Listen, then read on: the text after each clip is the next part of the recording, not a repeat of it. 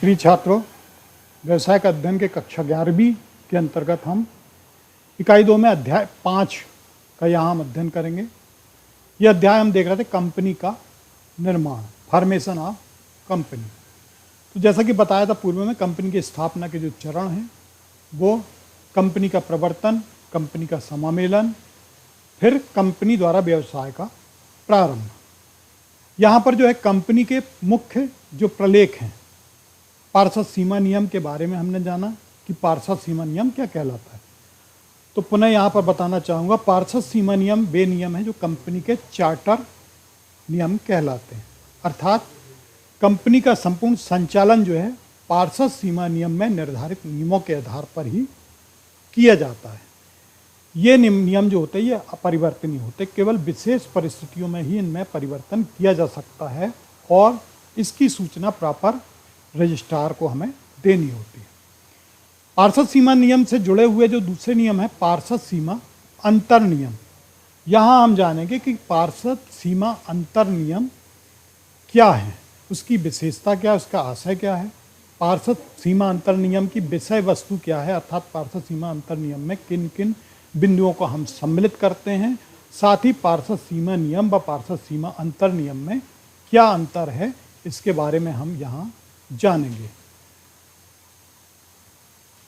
पार्षद सीमा अंतर नियम आशय, परिभाषा क्या है। पार्षद सीमा नियम एक कंपनी के संचालन की शर्तें होती हैं जिनके आधार पर कंपनी का समामेलन होता है। यहाँ हमने देखा था कि पार्षद सीमा नियम जो हैं वो कंपनी के क्या संचालन की शर्तें हैं, अर्थात किन नियमों के आधार पर कंपनी का संचालन होगा वो क्या है, पार्षद सीमा नियम। ये नियम जो हैं इसी आधार पर कंपनी का पंजीयन समामेलन होता है।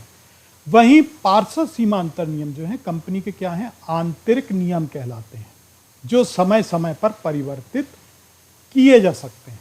अब ये पार्षद सीमा अंतर नियम जो क्या हैं, आंतरिक नियम है, जिनको हम अपनी संचालन के समय, कंपनी के संचालन के समय समय पर आवश्यकता अनुसार परिवर्तित कर सकते हैं।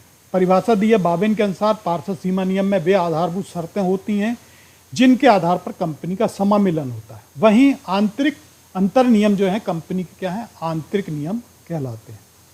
तो पार्षद सीमा नियम मुख्य शर्तें हैं जिनके आधार पर कंपनी का पंजीयन समामेलन होता है। वहीं अंतर नियम पार्षद सीमा नियम के अंतर्गत अंतर नियम हैं जो कि आंतरिक नियम होते हैं जिनके आधार पर कंपनी का संचालन होता है। फिर केन्स के अनुसार पार्षद अंतर नियम पार्षद सीमा नियमों के अधीन कार्य करते हैं। ये पार्षद अंतर नियम जो हैं ये किसके अंदर में काम करते हैं, पार्षद सीमा नियम के, तथा वो सीमा नियम को अधिकार पत्र के रूप में स्वीकार करते हैं। अंतर नियम उन रीतियों तथा स्वरूपों को स्पष्ट करते हैं जिनके अनुसार कंपनी का व्यवसाय चलाया जा सकता है तथा जिनमें समय समय पर कंपनी के आंतरिक प्रबंध के लिए परिवर्तन किए जा सकते हैं। तो ये अंतर नियम जो है कंपनी की रीति, उसके स्वरूप को स्पष्ट करता है। इन अंतर नियमों के आधार पर हम कंपनी का व्यवसाय चलाते हैं, साथ ही आवश्यकता पड़ने पर आंतरिक प्रबंध के लिए हम उन अंतर नियमों में परिवर्तन कर सकते हैं। तो इस प्रकार से अंतर नियम में उन नियमों का उल्लेख होता है जिनके अनुसार कंपनी का आंतरिक प्रबंध किया जाता है। कंपनी संचालन हेतु जो उद्देश्य पार्षद सीमा नियम में दिए गए हैं उनकी पूर्ति पार्षद अंतर नियम में दिए जाते हैं। अंतर नियम में ऐसा कोई नियम नहीं हो सकता जो पार्षद सीमा नियम के उद्देश्य के विपरीत हो। अंतर नियम मुद्रित होना चाहिए, उचित पैराग्राफ में बटा होना चाहिए तथा इस पर क्रमागत संख्या लिखी होना चाहिए, इस पर आवश्यक स्टाम्प लगा होना चाहिए तथा पार्षद सीमा नियम पर हस्ताक्षर करने वालों के भी हस्ताक्षर होना चाहिए। अर्थात अंतर नियम में वही नियम होंगे जो पार्षद सीमा नियम के उद्देश्यों के अंतर्गत है, उसके विपरीत ना हो। अंतर नियम कैसे होना चाहिए, मुद्रित होना चाहिए और बाकायदा कॉलम वाइज पैराग्राफ में बटे होना चाहिए। इस पर अंतर नियमों का क्रमागत संख्या लिखी होना चाहिए, आवश्यक स्टाम्प होना चाहिए और जिन संचालकों ने, निदेशकों ने पार्षद सीमा अंतर नियम में हस्ताक्षर किए हैं उनके हस्ताक्षर भी इसमें होने चाहिए। यहाँ पर ध्यान रहे, कंपनी या तो अपना अंतर नियम स्वयं तैयार करती है अथवा कंपनी अधिनियम 1956 की तालिका आ को स्वीकार कर सकती है। यहाँ पर ध्यान दें कि कंपनी या तो अपने अंतर्नियम स्वयं बनाए अथवा कंपनी अधिनियम 1956 की जो आ तालिका है उसको स्वीकार करे। कंपनी अधिनियम 1956 की प्रथम अनुसूची में कंपनी के प्रबंध एवं आंतरिक व्यवस्था हेतु 99 आदर्श के अंतर्नियम दिए गए, जिसे तालिका आ के नाम से जाना जाता है। तो ये आ जो तालिका है, यहाँ पर यदि कंपनी ने अपने अंतर्नियम नहीं बनाए तो फिर तालिका आ में जो संबंधित नियम है उनका पालन 1956 कंपनी अधिनियम के अंतर्गत वो कर सकती है। ये जो है पार्षद सीमा अंतर्नियम से आशय। यहाँ इसकी हम विशेषताएं देखेंगे, कौन कौन सी विशेषताएं हैं। तो पहली विशेषता जो है, कंपनी के पार्षद अंतर्नियम कंपनी के आंतरिक नियम कहलाते हैं, जो पार्षद सीमा नियम के सहायक भी कहे जा सकते हैं। ये जो नियम है, जैसा कि अभी बताया हमने कि पार्षद सीमा नियम के अंतर्गत ये उससे जुड़े हुए आंतरिक नियम कहलाते हैं। तो ये पार्षद सीमा नियम के सहायक भी होते हैं। दूसरा, कंपनी के आंतरिक प्रबंध को नियंत्रित करते हैं तथा इसे अधिकारियों के अधिकारों को परिभाषित करते हैं। अब ये पार्षद अंतर्नियम जो हैं, जो कंपनी का आंतरिक प्रबंध है, जो मैनेजमेंट है इंटरनल, उसको क्या करता है, कंट्रोल करता है तथा जो इससे संबंधित अधिकार हैं और अधिकारों को ये बताता है कि कौन अधिकारी के क्या अधिकार हैं, उनके क्या कार्य हैं। तीसरी विशेषता है, पार्षद सीमा नियम में कंपनी में बताए गए उद्देश्य की पूर्ति हेतु अंतर्नियम कार्यविधि को व्यक्त करता है। पार्षद सीमा नियम के अंतर्गत कंपनी के जो उद्देश्य हैं, उन उद्देश्यों को किस प्रकार से पूरा करना है, ये अंतर्नियम हमें यहाँ पर बताता है। फिर अंतर्नियम एक ओर तो कंपनी तथा सदस्यों और दूसरी ओर सदस्य और सदस्यों के मध्य प्रसंविधि का निर्माण करते हैं। अंतर्नियम यहाँ पर एक तरफ तो जो कंपनी और कंपनी के जो सदस्य हैं उनके बीच आपस में जो कॉन्ट्रैक्ट प्रसंविधा है उसको निर्धारित करता है। दूसरी ओर सदस्य और सदस्यों के बीच में भी जो प्रसंविधा है उसको यहाँ पर वो बनाता है। फिर अंतर्नियम मुद्रित एवं पैराग्राफ में विभाजित होते हैं तथा इन पर क्रमानुसार संख्या पड़ी होती है। तो अंतर्नियम जो होते हैं वो कैसे होते हैं, मुद्रित होते हैं और पैराग्राफ में बटे होते हैं। इन पर जो है एक हर नियम का जो है अंतर्नियम का क्रमशः एक क्रमांक होता है। अंतिम महत्वपूर्ण चीज जो है इसमें, पार्षद सीमा नियम पर हस्ताक्षर करने वाले सभी व्यक्तियों के हस्ताक्षर इस पर होते हैं। ये हस्ताक्षर कम से कम एक गवाह द्वारा जो है अवश्य रूप से एक गवाह द्वारा सत्यापित किए जाना चाहिए। तो पार्षद सीमा नियम में जिन निर्देशकों के हस्ताक्षर होते हैं उन्हीं निर्देशकों के हस्ताक्षर इन अंतर्नियमों में भी होते हैं और ये सभी हस्ताक्षर जो है कम से कम एक गवाह द्वारा आवश्यक रूप से सत्यापित करना आवश्यक है। तो ये हमारे सामने थी पार्षद अंतर्नियम की मुख्य जो विशेषताएं हैं। अब इसके अंतर्गत हम देखेंगे कि विषय वस्तु इसमें क्या क्या होती है। तो प्रत्येक कंपनी अपने नियमों को सुविधानुसार बनाती है। आवश्यक नहीं कि सभी कंपनियों की दशा में उनकी विषय सामग्री एक सी हो, किंतु सामान्यतः कंपनी अंतर्नियम में निम्न विषयों के संबंधित बिंदु होते हैं। तो जैसे सबसे पहली चीज हो गई अंश पूंजी की राशि, इसका विभिन्न श्रेणी के अंशों में विभाजन तथा प्रत्येक श्रेणी के अंशधारियों के अधिकार। तो यहाँ पर अंतर्नियम में सबसे पहली अंश पूंजी की राशि कितनी है, फिर इन अंश पूंजी की राशि को किन किन श्रेणियों में विभाजित किया गया है, फिर उन श्रेणी के जो अंशधारी हैं उनके क्या अधिकार हैं, इसका उल्लेख इसके अंतर्गत होता है। फिर अंशों के आवंटन, हस्तांतरण, अपहरण, समर्पण एवं प्रमाण पत्र जारी करने की प्रक्रिया।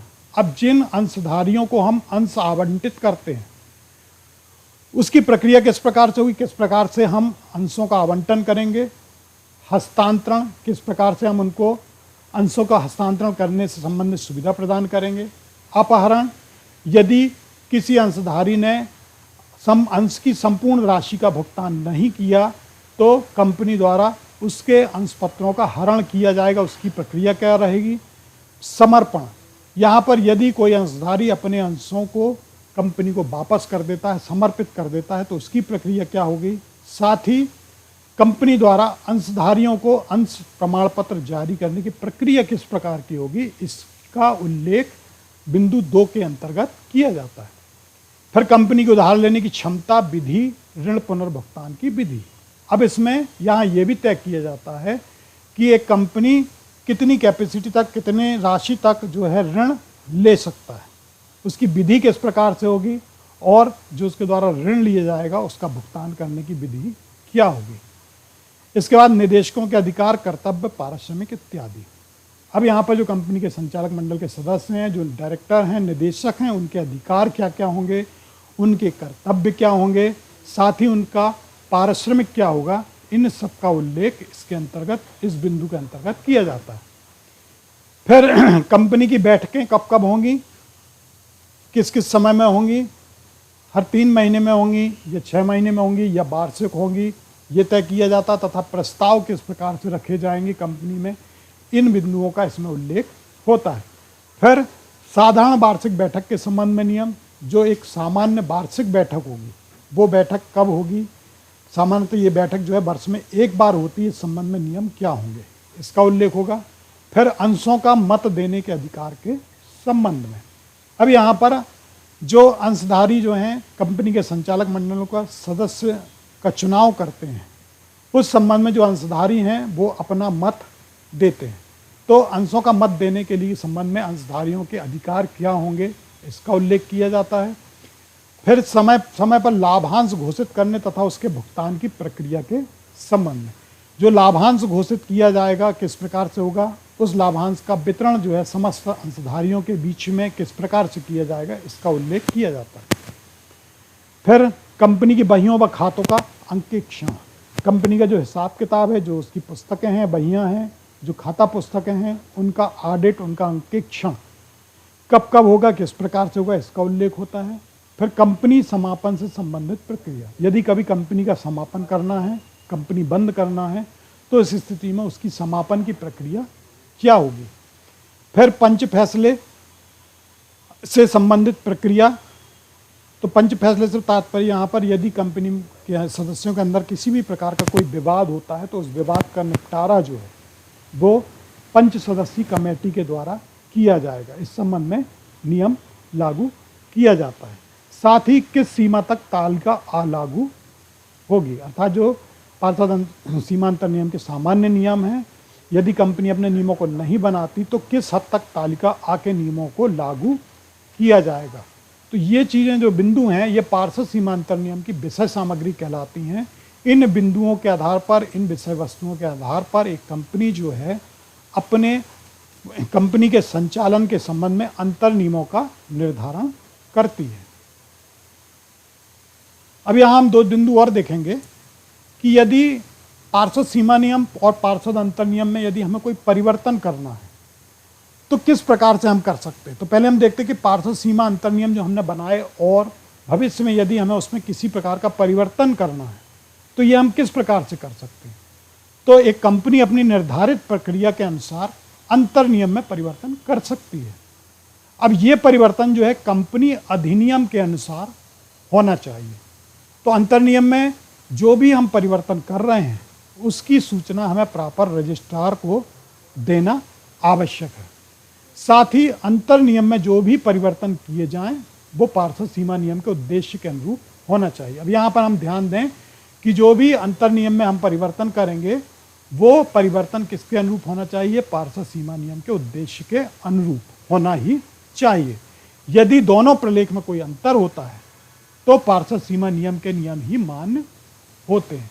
तो यहाँ यदि कोई इसमें अंतर होता है अंतर नियमों में और जो हमने परिवर्तन किए हैं तो पूर्व में जो पार्षद सीमा नियम के नियम हैं वही मान्य होंगे। तो यहाँ हम पार्षद सीमा अंतर नियम में कुछ विशेष परिस्थितियों में परिवर्तन कर सकते हैं और इसकी सूचना हमें रजिस्ट्रार को देना आवश्यक होती है। और जो भी परिवर्तन किए जाएं वो पार्षद सीमा नियम उद्देश्य के अनुरूप होना चाहिए, उससे अलग हटकर नहीं। दूसरा जो है पार्षद सीमा नियम, जो मुख्य नियम है, ये कंपनी के चार्टर कहलाते हैं। इन नियमों में यदि हमें परिवर्तन करना है तो मुख्य 2 विधि से हम कर सकते हैं। सामान्य तौर पर हम इसमें नहीं करते। तो इसमें परिवर्तन अधिनियम में दी व्यवस्था के अंतर्गत निर्धारित विधि से निर्धारित सीमा तक ही करना संभव होता है। ये जो है हम दो विधियों से कर सकते हैं। नंबर एक, कंपनी के नाम वाक्य, स्थान वाक्य, उद्देश्य वाक्य, दायित्व वाक्य में परिवर्तन साधारण सभा में विशेष प्रस्ताव पारित कराकर केंद्रीय सरकार की अनुमति लेकर न्यायालय की सहमति से ही संभव होता है और इस परिवर्तन की सूचना रजिस्ट्रार को देनी आवश्यक है। तो देखिए यहां पर जब हमें यदि कंपनी के नाम वाक्य में परिवर्तन करना है, यदि कंपनी का स्थान बदलना है, कंपनी के कोई उद्देश्य जो थे उसमें हमें परिवर्तन करना है, या कंपनी की कोई लायबिलिटी दायित्व जो है उसमें परिवर्तन करना है, तो इन सभी किसी भी बिंदु में यदि हमें परिवर्तन करना है तो इसके लिए हम क्या करेंगे, जो कंपनी की सामान्य सभा की बैठक होती है उस सामान्य सभा की बैठक में हम क्या करेंगे, विशेष प्रस्ताव पारित करवाएंगे। फिर उस विशेष प्रस्ताव को पारित करवाकर जो है उस प्रस्ताव को केंद्रीय सरकार की हम अनुमति प्राप्त करेंगे। साथ ही न्यायालय में सूचित करके न्यायालय में से हम सहमति प्राप्त करेंगे और वहाँ से प्राप्त होने के पश्चात जो है इस परिवर्तन की सूचना हमें रजिस्ट्रार को देनी आवश्यक है। तो इन बिंदुओं पर यदि हमें कोई प्रकार का परिवर्तन करना हुआ तो इसको हम सामान्य सभा में पारित करके न्यायालय की सहमति से रजिस्ट्रार को हम सूचना इसकी देते हैं। तो ये पहले बिंदु हो गया। दूसरा बिंदु, यदि पूंजी वाक्य में परिवर्तित करना है, पूंजी वाक्य में परिवर्तित करना है अर्थात कंपनी की पूंजी में परिवर्तन करना है या नए अंशों का निर्गमन करना है, तो इस संबंध में हम देखते क्या है, जब कंपनी की पूंजी में वृद्धि करनी हो तो अंतर नियमों में व्यवस्था करने के उपरांत साधारण प्रस्ताव पारित कराकर नए अंशों का निर्गमन किया जा सकता है। अब यदि हमें कंपनी की अंश पूंजी में वृद्धि करनी है तो जो हम अंतर नियम में उसको परिवर्तन करते हैं उसके पश्चात साधारण सभा में प्रस्ताव पारित करके नए अंशों का हम निर्गमन कर सकते हैं। ये पहला बिंदु हुआ। दूसरा, पूंजी में कमी करने हेतु एक विशेष प्रस्ताव पारित कराकर न्यायालय से उसकी पुष्टि कराना चाहिए। यहाँ पर जो है विशेष प्रस्ताव के माध्यम से हम ये पुष्टि करवाते हैं कि पूंजी की कमी है। फिर पूंजी का पुनर्गठन करने के लिए प्रस्ताव को 3/4 अंश मूल्य के सदस्यों से पारित कराकर उस पर न्यायालय की पुष्टि करानी अनिवार्य है। अब यहाँ पर हम ये तय करेंगे कि पूंजी का जो हम पुनर्गठन कर रहे हैं उस पुनर्गठन को करने का एक प्रस्ताव जो है 3/4 अंश मूल्य के सदस्यों से पारित कराकर हमें न्यायालय से पुष्टि करानी अनिवार्य है। इन स्थितियों में यहाँ पर हम देखते हैं कि पार्षद सीमा नियम में हम परिवर्तन कर सकते हैं। अब यहाँ हम देखते हैं कि पार्षद सीमा नियम और पार्षद अंतर नियम में क्या अंतर है। यहाँ हम देखते हैं पार्षद सीमा नियम एवं पार्षद अंतर नियम में क्या अंतर। तो अंतर का आधार पार्षद सीमा नियम और पार्षद सीमा अंतर नियम। तो विषय सामग्री की बात करें हम तो पार्षद सीमा नियम में जो है क्या होता है, कंपनी के जो उद्देश्य है वो जो उसके अधिकार हैं, उसके जो क्षेत्र हैं, इनका वर्णन पार्षद सीमा नियम में किया जाता है। जबकि पार्षद सीमा अंतर नियम जो है इनमें कंपनी के प्रबंध संबंधी आंतरिक नियमों को सम्मिलित किया जाता है। तो यहाँ हम देखते हैं कि पार्षद सीमा नियम जो है इसमें कंपनी के उद्देश्य व अधिकार क्षेत्रों को वर्णन करते हैं और अंतर नियम में हम प्रबंध संबंधी आंतरिक नियमों को हम इसमें लिखते हैं। फिर पार्षद सीमा नियम को बनाने की आवश्यकता हम देखते हैं कि चूंकि ये कंपनी का चार्टर है, जैसे कि बताया मैंने कि प्रत्येक कंपनी के लिए पार्षद सीमा नियम बनाना अनिवार्य है, आवश्यक है। प्रत्येक कंपनी को जो है पार्षद सीमा नियम बनाना आवश्यक है क्योंकि इसमें कंपनी के उद्देश्य और अधिकार उल्लिखित होते हैं, तो ये आवश्यक है। फिर पार्षद अंतर नियम, इसको बनाना अनिवार्य नहीं है। यदि कंपनी अपने पार्षद अंतर नियमों को नहीं तैयार करती तो जो सारणी आ के अनुसार जो नियम लागू होते हैं कंपनी अधिनियम 1956 के अंतर्गत, उन आ नियमों को यहाँ पर वो लागू कर सकते हैं। फिर महत्व, पार्षद सीमा नियम जो होता है वो कंपनी का क्या महत्वपूर्ण मूलभूत प्रलेख है, इसे कंपनी का चार्टर भी कहते हैं, अर्थात ये मुख्य प्रलेख है। इसी प्रलेख के आधार पर कंपनी जो है अपने कंपनी का संचालन करती है, जबकि अंतर नियम जो है ये कंपनी के सहायक प्रलेख कहलाते हैं। अर्थात ये मूलभूत प्रलेख भी क्या होते हैं, सहायक होते हैं, जिनके आधार पर कंपनी अपने आंतरिक कार्यों को संपूर्ण करती है। तो ये सहायक प्रयोजन। फिर प्रभाव, ये कंपनी और बाहरी व्यक्ति के बीच क्या करता है, संबंध स्थापित करता है। पार्षद सीमा नियम जो है कंपनी और बाहरी व्यक्तियों के बीच संबंध स्थापित करता है, जबकि पार्षद अंतर नियम जो है कंपनी और सदस्य तथा सदस्यों के बीच संबंध स्थापित करता है। अर्थात पार्षद अंतर नियम जो है कंपनी और सदस्यों के बीच किस प्रकार के संबंध रहेंगे, सदस्य और सदस्य के बीच किस प्रकार के संबंध रहेंगे, इस बात को बताता है। फिर परिवर्तन की बात करें यहाँ, तो पार्षद सीमा नियम में परिवर्तन करना कठिन होता है तथा विशेष प्रस्ताव की आवश्यकता पड़ती है। जैसा कि मैं बताया था कि पार्षद सीमा नियमों में यदि सिर्फ 2 विधियों से परिवर्तन किया जा सकता है और वो भी विशेष परिस्थितियों में, इसके लिए हमें विशेष सामान्य सभा की बैठक में प्रस्ताव पारित करके जो है इसको पारित करने के पश्चात जो है हम इसमें परिवर्तन करते हैं। फिर इसमें जो है आपका अंतर नियम में परिवर्तन की बात करें तो इसमें परिवर्तन करना कठिन नहीं होता। अंतर नियमों में जो है कंपनी जो है अपनी आवश्यकता अनुसार जो है परिवर्तन कर लेती है और जिसकी सूचना जो है समय समय पर रजिस्ट्रार को प्रदान करती है। तो इस प्रकार से हमने यहाँ देखा कि पार्षद सीमा नियम और पार्षद सीमा अंतर नियमों में क्या अंतर है। इसके बाद हमारे सामने हैं कुछ प्रश्न। पार्षद सीमा अंतर नियम से आशय लिखिए, परिभाषा लिखिए, पार्षद सीमा नियम अंतर नियम की विशेषताएं जो मुख्य मुख्य हैं उनको बताइए। फिर पार्षद सीमा अंतर नियम में किन विषय सामग्री का उल्लेख किया जाता है और एक कंपनी अंतर नियमों में परिवर्तन किस प्रकार से कर सकती है। पार्षद सीमा नियम में और अंतर नियमों में किन स्थितियों में परिवर्तन कर सकती है समझाइए। साथ ही पार्षद सीमा नियम व अंतर नियमों में कोई 5 अंतर लिखिए।